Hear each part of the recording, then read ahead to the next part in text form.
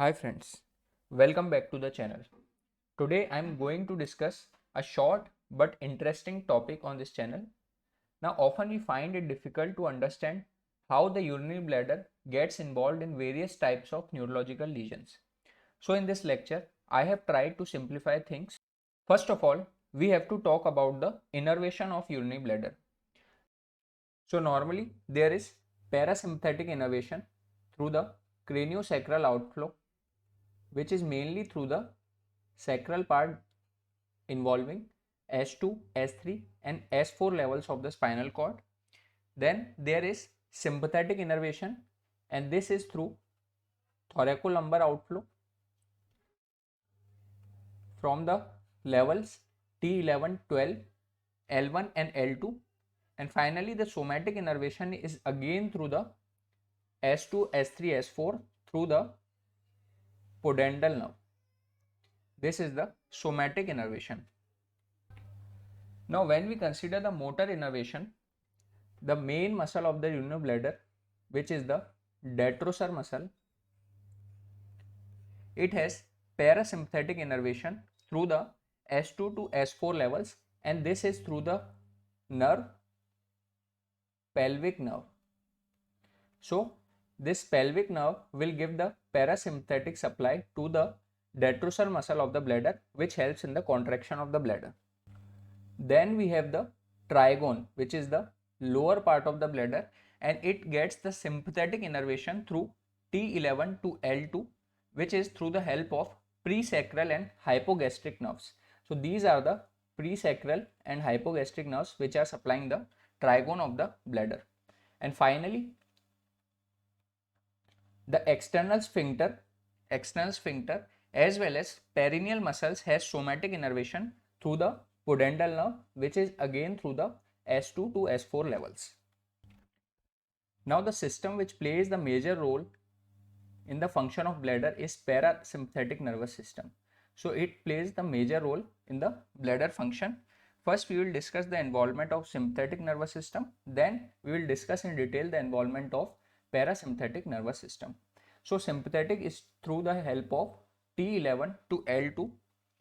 Now it is mainly supplying the trigone. During ejaculation of semen, the sympathetic nervous system causes the closure of the bladder trigone so that there is no retrograde ejaculation. Now, whenever there is sympathetic dysfunction, the first sign will be retrograde ejaculation, which will lead to the infertility.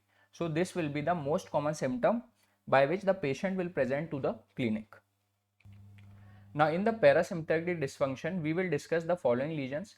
Firstly, we will discuss the cortical bladder, then upper motor neuron type of bladder, then element type of bladder, then sensory paralytic bladder, and finally motor paralytic bladder.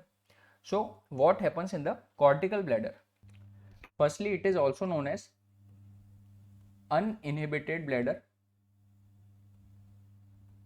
since there is loss of the inhibition, normal inhibition, which is the social inhibition, there is loss in the cortical bladder. Now the lesion can either be there in post-central gyrus, pre-central gyrus, or the frontal lobe itself. So post-central gyrus lesion will lead to loss of awareness of bladder fullness, which will lead to incontinence. The lesion of the pre-central gyrus will lead to difficulty in initiating the micturition, and the lesion of frontal lobe, where there is representation of bladder, will lead to the loss of social control. This will be similar to the infant bladder, and there will be frequent voiding at every 100 cc filling of the bladder. Now when we consider the UMN bladder and LMN bladder, whenever there is any lesion above the level of S2, this will lead to UMN type of bladder, and when the lesion involves this S2 to S4, this will lead to LMN type of bladder. So UMN bladder will have all the features similar to the UMN type of palsy. It is also known as spastic bladder, hypertonic, or automatic bladder. So what happens is there is lesion above the level of S2, above the level of S2, and there will be repeated contraction even with very minimal filling of the bladder. Now LMN bladder is also known as hypotonic bladder. Hypotonic, or in severe cases there can be atonic bladder as well, and also known as autonomous bladder. Autonomous bladder, there will be lesion at the level of S2, S3, S4. Also the cauda equina lesions, which is S3, S4, S5, can lead to hypotonic bladder. Now what happens in this is there is complete filling of the bladder followed by incontinence, and this has typically known as overflow incontinence. Overflow incontinence. Now the parasympathetic nervous system, which is supplying the urinary bladder, has two parts.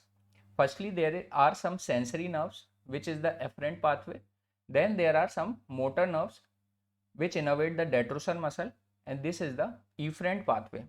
Now the sensory nerves will sense when the bladder has the fullness and will tell the nervous system that now it's the time for evacuation. So what happens in sensory paralytic bladder? There is involvement of afferent sensory nerves, and the diseases which can lead to these can be diabetes mellitus, syringomyelia, and tabes dorsalis.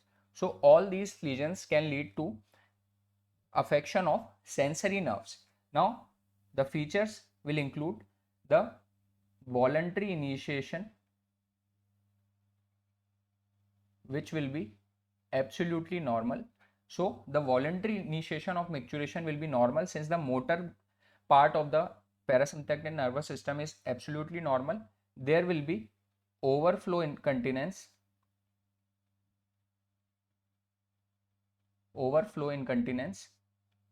and there will be frequent urinary tract infections. Now finally coming on to the motor paralytic bladder. It is due to the involvement of efferent pathway innervating the detrusor muscle, and the causes can be lumbar canal stenosis,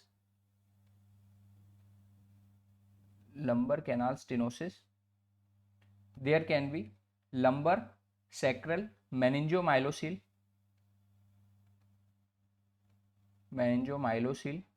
also it is seen sometimes after the surgeries like abdominoperineal resection or radical hysterectomy as a complication.